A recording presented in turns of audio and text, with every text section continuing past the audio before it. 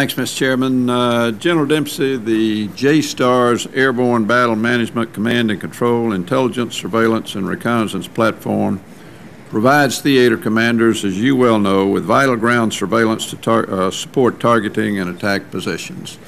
Air Force Chief of Staff General Welch has made it very clear that the Air Force's top 3 acquisition priorities are the F-35, the KC-46, and then the long-range strike bomber. But right behind that is the replacement of the Joint STARS as a top priority. Now, the budget proposal calls for a 40% reduction in Joint STARS, presumably to fund the acquisition of a replacement platform.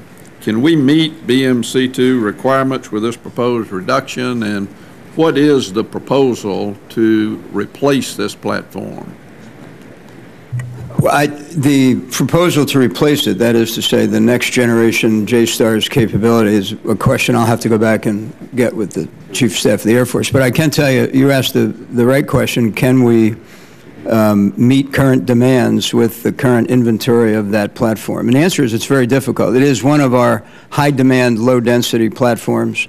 Oftentimes, we're faced with either employing it, for example, on the Korean Peninsula or in North Africa. Those are the trade-offs we make. And so what we try to do is to meet combatant commanders at the times when they need them the most. But it's hard to maintain a persistent presence with JSTARS globally. We have other assets that fill in the gaps, but JSTARS is a very valuable asset. The proposed replacement, so you'll know, is with a business jet, which frankly makes sense because that 707 platform was old when we bought it, and it's gotten older over the years. But I tell you, the folks under you in the Army break out into big smiles and their eyes light up when I talk to them about Joint STARS in theater. And we simply have no replacement weapon system that I know about. And the number in the budget is far from adequate to even begin thinking about replacement. So I would urge you, and I know General Welch's feeling about this platform, I would just urge you to let's rethink this and think about what we're going to do long term. Does it need to be replaced? I agree with that. I think it's time. The other options are not that concrete and not that positive. So as you think about that, I look forward to engaging with you. Secondly, in defense of arbitrarily standing down the entire fleet of the A-10 aircraft, the Air Force has emphasized that the A-10's sole usefulness being that of close air support, discounting its capabilities in CSAR and forward air control roles. While there are other assets that can perform the close air support mission, none can do so with the same maneuverability, loader time, and targeting capability. And I think it's wishful thinking to believe that pilots of those other platforms will receive the training necessary to be proficient in close air support. Does it not make sense, if we're going to phase out the A-10, and again, I agree it's an old platform, but it has done such a great job in the recent theaters that we've been engaged in. It's just been absolutely necessary to have it.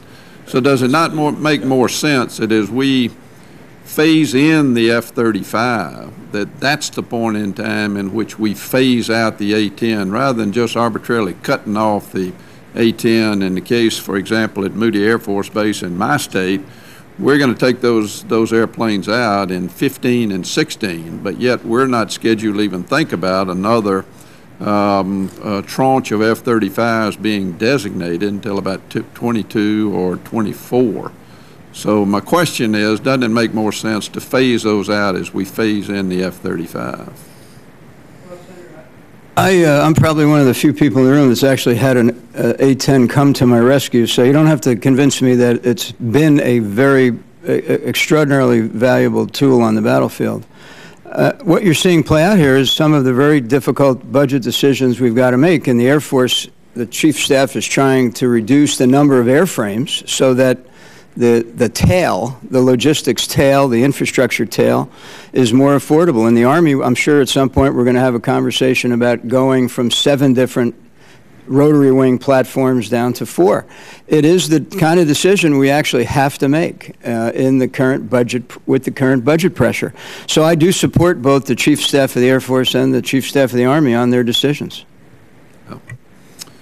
Secretary Hagel, an issue that always raises concerns with military families is our commissaries. And, you know, they are a core benefit. They can contribute greatly to recruitment and retention, even though I'm one of those who thinks that you may get just as good a deal at some other retail outlets around the country that may not be as accessible, but actually the price may be better if you listen to Senator Coburn particularly. But you're going to be reducing the $1.4 billion that in subsidy we pay by $1 billion over 3 years. At the same time, you're going to encourage the commissaries to act more like a business. Makes sense. I agree with that. But we also have a study that's going to be forthcoming in early part of 2015.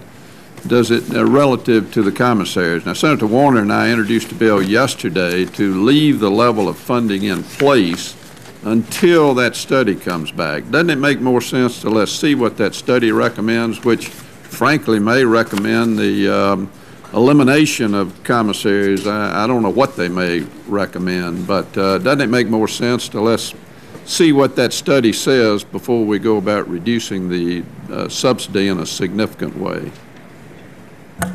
Senator, are you referring to the Pay and Compensation Retirement Yes. Commission that's looking at all this? Well, that's an important question, and we did look at that question, that issue. We did not come forward with retirement suggestions, recommendations based on let's wait till the commission comes back. On the other pay and compensation issues that we did come forward with on the recommendations, commissaries being one of them, it was the feeling of our senior leaders and significant analysis that we knew enough about where we thought we were going to have to eventually go with commissaries on some of the other decisions that we made, that we felt we could make the decision now. You know, we've got about 250 commissaries around the world. And we are exempting, as you know, all overseas commissaries in the remote areas of the United States. We think that if you phase out that subsidy over that period of time that we're prescribing, that not unlike the PXs, the way they are funded and self-sustained, that makes sense, and still very good deals will be given, should be given, to our servicemen and women. So it was a consideration that we did make as part of the overall set of recommendations. Thank you, Senator Chambliss.